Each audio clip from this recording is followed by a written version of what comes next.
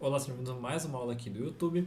Essa aula vai fazer parte de uma série, né, que eu quero tratar de um assunto bem interessante que eu venho refletindo, que é, né, as áreas anexas da nutrição, né? Então, se as pessoas estão procurando se profissionalizar, né, seja comportamental, seja integrativa, né, seja própria funcional, esportiva, eu sempre vou defender que a clínica ela precede todas, né? Então, a clínica ela é extremamente importante, independente da área que você vai atuar. E né, eu acho um erro né, você querer tratar o seu paciente sem antes aplicar o clínico. Né? Então, eu vou mostrar né, através hoje, né, hoje o tópico dela vai ser a nutrição funcional, né, como não uma base, justamente para mostrar né, onde você pode aplicar uma, onde você não pode, né, qual é o momento certo, na verdade, de você aplicar esse tipo de conduta né, baseadas em uma ramificação ali do cuidado, certo? Então é onde a clínica e os cálculos realmente entram, né? Então eu vou diferenciar bem e provavelmente futuramente eu vou trazer mais alguns outros vídeos, né, mais algumas outras aulas explicando a minha visão do porquê. Bom, antes do alimento, existe um paciente, né? Então, estado de saúde, sintomas, histórico, rotina, medicamentos, objetivo. A pressão começa na investigação. Então, essa é uma inversão hoje de valores que eu vejo, que é querer entregar a dieta do paciente o mais rápido possível, até se possível na primeira conduta. Para mim, isso não existe, tá? Por quê? Porque para você fazer triagem de estado de saúde, você correlacionar bem sintomas com exames né, laboratoriais, você entender histórico, seja de dieta, seja de restrição, histórico familiar, tudo isso né, tem que casar na sua conduta. Então, né, quando a gente vai avaliar, né, até rotina, medicamentos também, isso precisa ser uma avaliação muito criteriosa, muito cuidadosa, né? E isso vai ter origem na onde? Na nutrição clínica, né, numa uma base bem documentada, não é você fazer, por exemplo, um formulário para o paciente responder antes da conduta e depois você vai só tentando organizar ali. Não, é você pensar e raciocinar em cima daquela informação, né? Você coletar bem, né? Às vezes até coisas que você não consegue coletar no formulário, por exemplo, né? Que você coletaria no recordatório. Enfim, basicamente um recordatório também, né? De hábito intestinal. Basicamente todo nessa linha. E é só aí que você vai começar a tirar suas conclusões e só depois você vai pensar numa conduta, tá? Então não adianta querer tentar agir o mais rápido possível, né? Tentar entregar resultado o mais rápido possível, porque não é assim que a gente trata os pacientes. Erro comum, começar pelo mecanismo também. Então, se o paciente tem inflamação, vou trabalhar com antioxidante. Se ele tem cansaço, vou trabalhar com vitamina, intestino, probiótico, estresse, magnésio. Mecanismo não é uma indicação, tá, gente? Ele é um mecanismo, ele vai ajudar a guiar a nossa hipótese clínica, a nossa conduta, a nossa prescrição. Mas, né, não é, nada pode ser nutrição resposta automática, tá? Não pensem que por exemplo, né, o cansaço tem a ver com vitaminas. Cansaço é absurdamente multifatorial, né? Então, eu tive até uma aula agora sobre isso, né, no curso da 3, que eu comentei de uma paciente que ela teve um problema ali com exames, né? Eu fiz uma bateria de exames, os exames não respondeu a minha pergunta e eu tive que destrinchar ainda mais eles para identificar a causa realmente da indisposição e do cansaço dessa paciente, né? Porque não é tão simples assim fazer uma triagem, né? Não é estar cansado, aumenta ali vitaminas. Não, né? Você tem que ser uma leitura muito criteriosa, muito cuidadosa para você realmente tratar o paciente. Mesma coisa estresse, mesma coisa intestino, né? Então, não dá para você começar pelo mecanismo, tá? Você tem que começar pelo raciocínio, pela história, pelo contexto, e isso leva tempo, certo?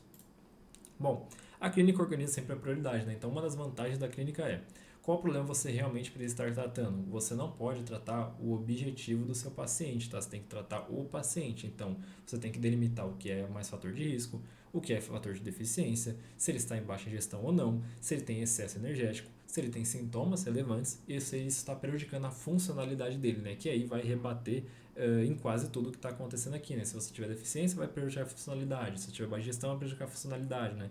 Então são coisas que você tem que aprender a interpretar de forma separada também, né? Não dá pra gente fazer tudo achando que é a mesma coisa.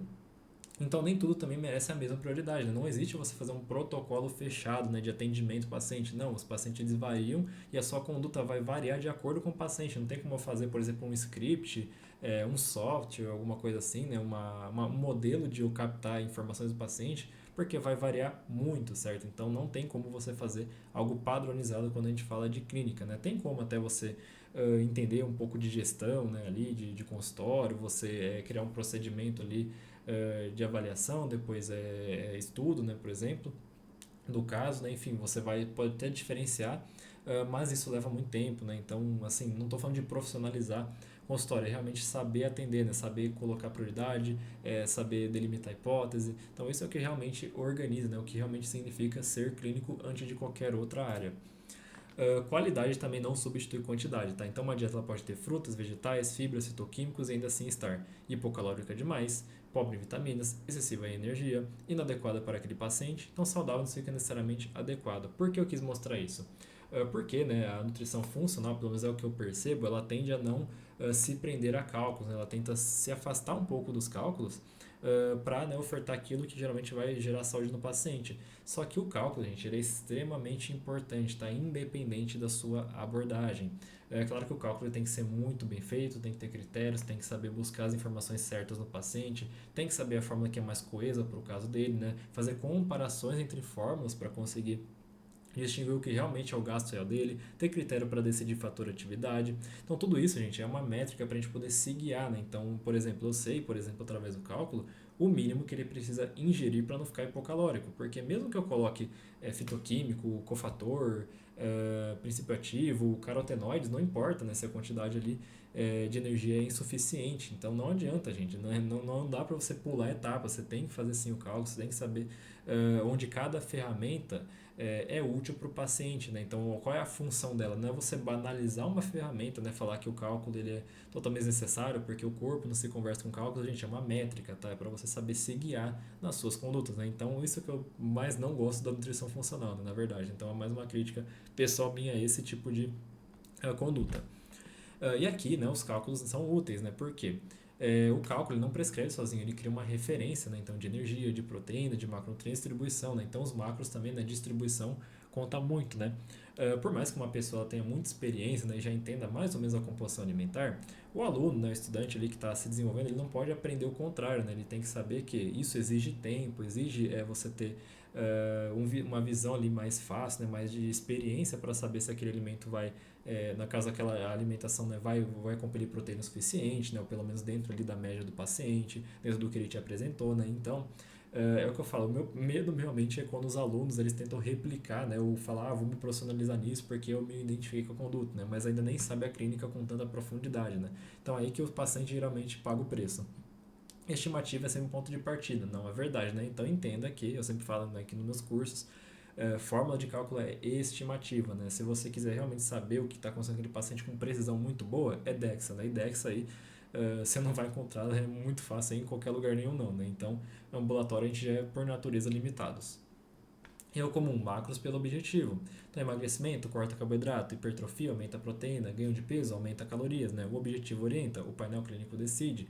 Então, você não tem, igual eu falei lá no comecinho, tratar o objetivo do paciente, né? E pensar as estratégias nutricionais que você viu ali, que era mais coesa com esse tipo de objetivo. Não, você não tem que pensar em estratégias nutricionais, tem que pensar no clínico, né? No painel clínico dele, né? O paciente é realmente o seu dado mais importante ali, independente ali do que ele quer, né? Então, muitas das vezes, né, por mais que ele tenha pensado em alguma coisa, você vai dizer, olha, não é momento para fazer isso porque você não está em condições para realizar, né? Isso é você ser honesto clinicamente, né? Não é você desmoralizar o que o paciente quer fazer. Não, você pode eventualmente, né, depois, por exemplo, eu quero ganhar muito peso agora. Eu falo, olha, não é momento de você ganhar peso, tem que primeiro ajustar isso, isso e isso, você precisa começar a se comportar dessa forma para depois a gente conseguir fazer um aumento gradativo de peso, né, com uma composição corporal favorável, e aí sim você vai ter, né, seu objetivo, você vai conquistar, mas o processo ele é longo, então não tentem vender resposta imediata também pro objetivo do paciente, tá? Não tem que falar, eu ajudo você a alcançar seu objetivo, depende, né, mas assim, por quanto tempo, né, você tem que saber delimitar, né, são metas irreais, né, então metas de não ideais no caso. Então é isso que é ser clínico, né, você ser realista com o paciente com o painel clínico dele. E onde a nutrição funcional entra, né? Ela é totalmente inútil, eu desprezo ela com todas as minhas vontades? Não, tá? Depois que existe uma pergunta clínica muito bem definida. Então, depois de uma triagem bem feita, depois de você entender o que está acontecendo com o paciente, depois que você entender se aquela composição corporal que ele revelou para você é coeso, se as fórmulas batem com o que realmente você vê no paciente, aí beleza, aí você pode tratar com micronutrientes, com fibras, fitoquímicos, compostos bioativos. Estratégias específicas podem refinar uma conduta já bem fundamentada. Detalhe, não corrige uma base ruim, tá? Então, nutrição funcional só é funcional quando existe clínica antes dela, tá? Então, sejam clínicos primeiro e depois vocês começam, né, a tratar o paciente pela uma perspectiva ali, né, vocês amplificam ali o seu conhecimento, a sua prática através da nutrição funcional, mas a nutrição funcional nunca deve ser a base do tratamento, certo? Então a ordem importa, né? Então primeiro investigue, interprete, estime, prescreva, refine, ajuste. Não comece pelo do sofisticado, comece pelo que muda a sua conduta.